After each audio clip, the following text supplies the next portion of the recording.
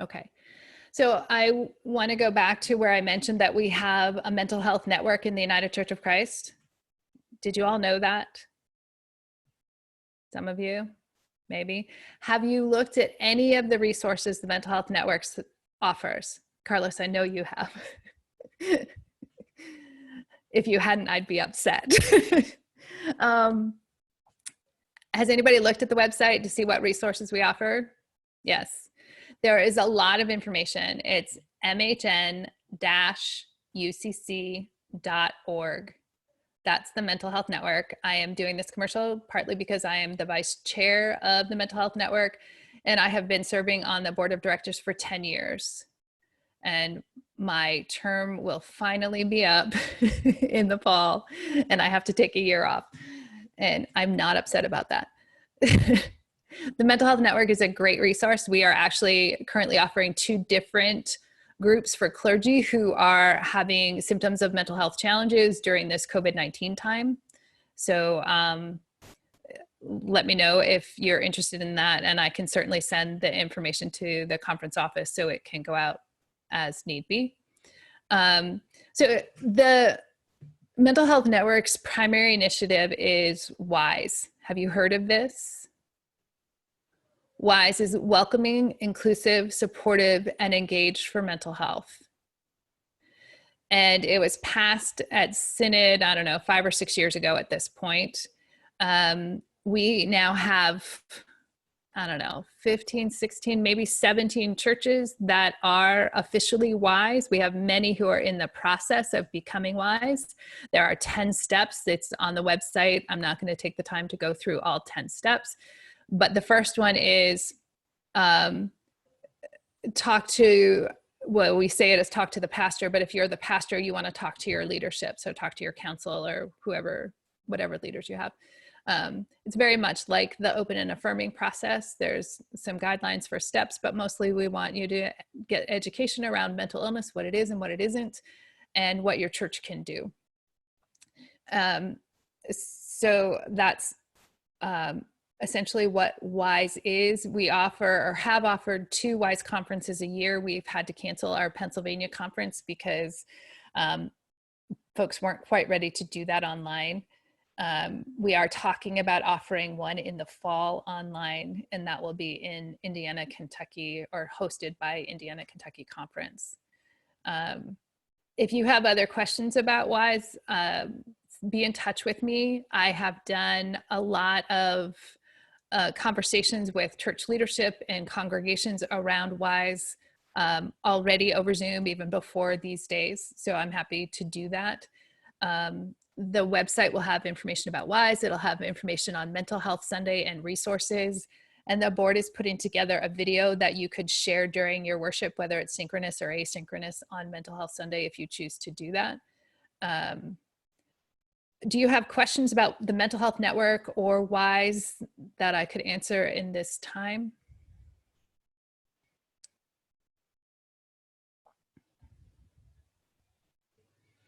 Your brains are just fried at this point. You can't put together a question. I get it. All right. So as we prepare to move into our closing worship time, do you all have a piece of paper and a pen, pencil, marker, crayon available to you in this moment? If you do not have it, please go acquire it.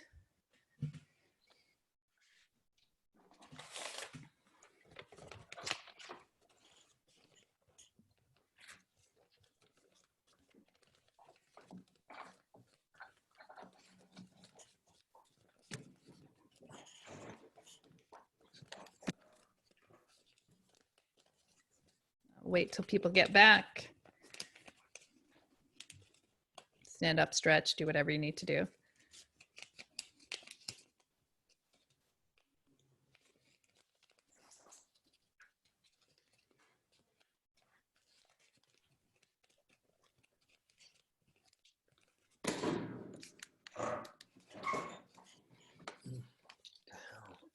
Looks like we're waiting for a couple more.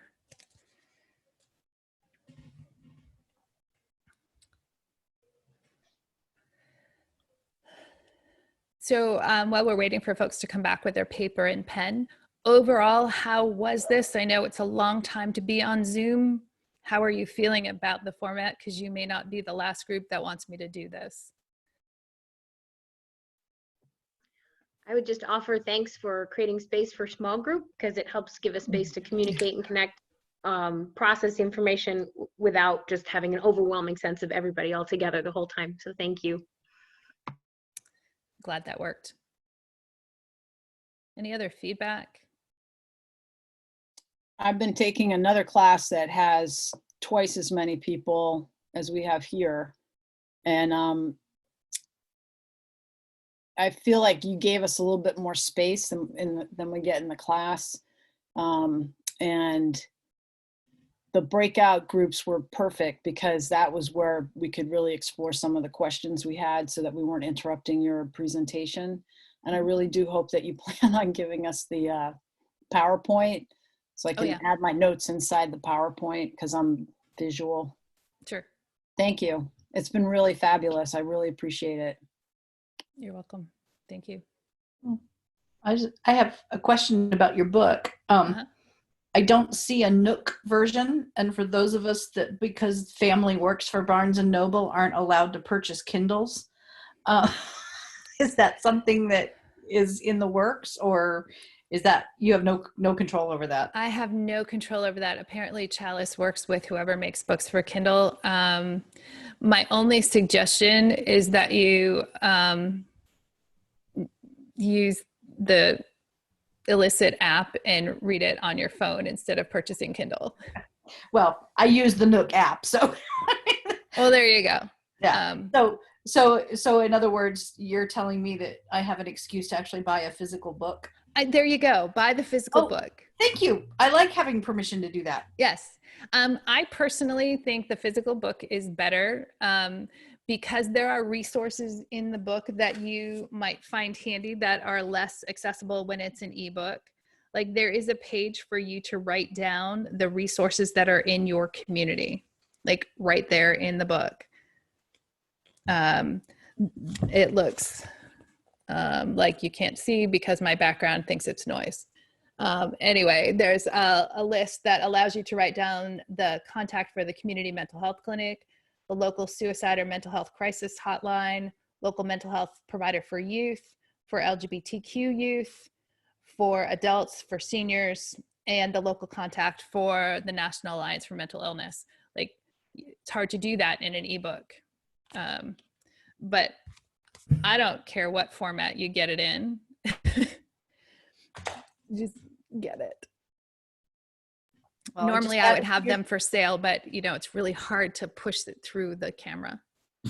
I just put an order through, so. Excellent, thank you. All right, it looks like everyone is back. So we're going to take a breath and try to relax a little bit. You only have to engage your brain for a little bit longer, and hopefully in a different way. I'm going to enter into our devotional time by reading a poem that I wrote in one of the books that I think Richard has, which is Barefoot Theology. This poem is based on Matthew 9:13, which says, "Go and learn what this means. I desire mercy, not sacrifice, for I have come to call not the righteous, but the sinners." And the poem is called Unworthy. So many tear-stained faces fill my days, crying out because they will never be good enough for God to love them. They are bound up with shame, forced on their innocence, and cannot see their way to freedom. I ask what they have done that is so sinful. These women, men, and children only recount a list of evils done to them, held close by the pain they've inflicted on their own bodies, trying to be rid of a deeper hurt that they can speak. Why do you think that God cannot love you if you have committed no horrific sin? All of them confess that they are worthless, yet they believe in Jesus, that Jesus died to save the world.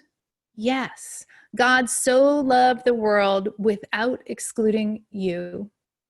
Would you give your life for something without value? They all agree that dying for something worthless would be rather stupid and pointless. God so loved the world. Are you part of the world that God so loved? Yes.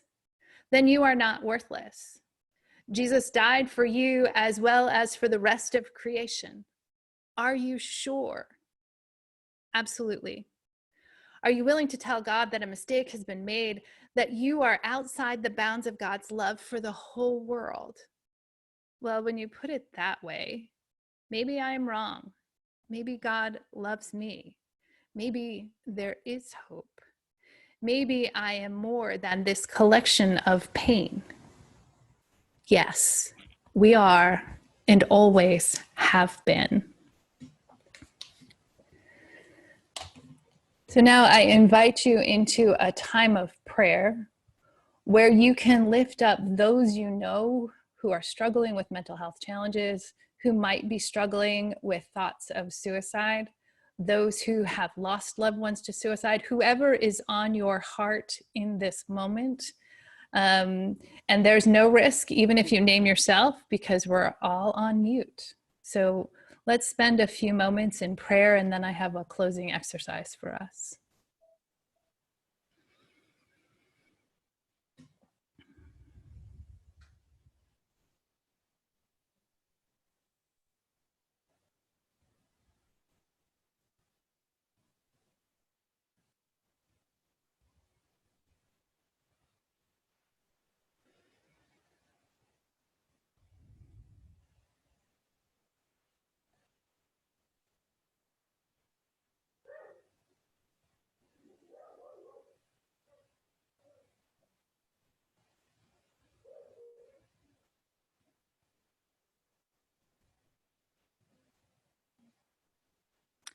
Amen.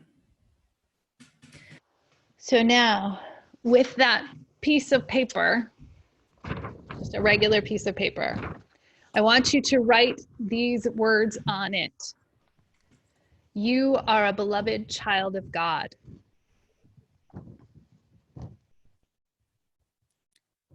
Loved beyond your wildest imagination.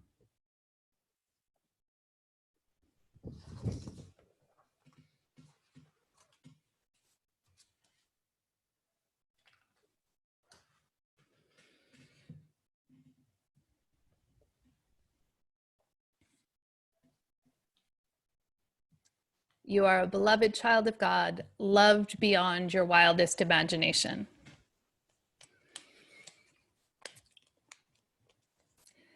And if you are brave and willing, you will change that paper into this heart. And this heart is something that you can keep for as long as you need the message that you are loved, or until you meet someone who needs the message more than you do. So I am going to put the link for how to fold this in the chat. And if anybody wants to stick around for an up close and personal lesson on how to fold the heart, I can do that afterward. But I trust that you can follow the directions, because I am not a master at paper folding and I managed to do this. So the idea is that you have a reminder of all that we talked about today, that we are the embodiment of God's love, and that we are called to share that love with everyone, including ourselves. And so you keep the heart until you meet someone who needs the reminder more than you do. And then you pass it on and ask them to do the same. So let me find that link that I can put in chat.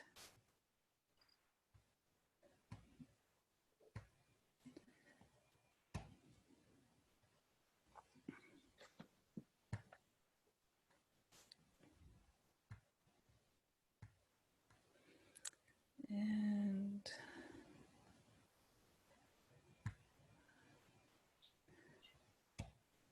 there you go. It's not that hard. I am a firm believer in having tangible items. I usually do this with red marbles, and we pass them around like communion. But again, it's really hard to get them through Zoom. And I thought it would be a little odd if I asked you all to go acquire a red marble. Because it's not all that easy to do. So that's your other option. If you wanted to do that at some point, acquire a red marble. And what you would do then is to hand it to someone and say their name and repeat that they are God's beloved, loved beyond their wildest imagination. Marble might be easier to carry than a paper heart, but you get the idea. Well, my friends, it has been a delight to spend the day with you. I have nothing else for you, but I am willing to linger for questions or for heart-folding instructions, or both. And I just want to say thank you, Rachel, for giving yourself to us, sharing your thoughts, your experience. It has been a rich and a nourishing time, so thank you. Thank you. Amen.